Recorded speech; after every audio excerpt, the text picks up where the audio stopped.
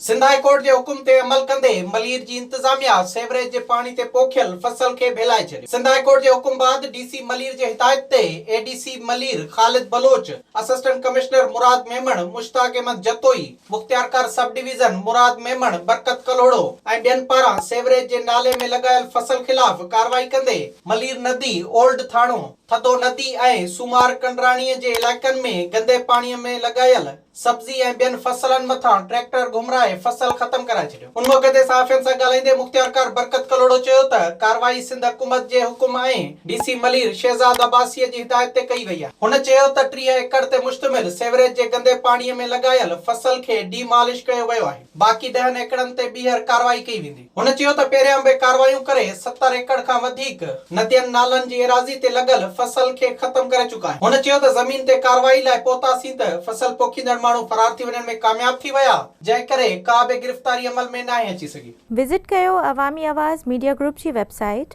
awamiawaz.pk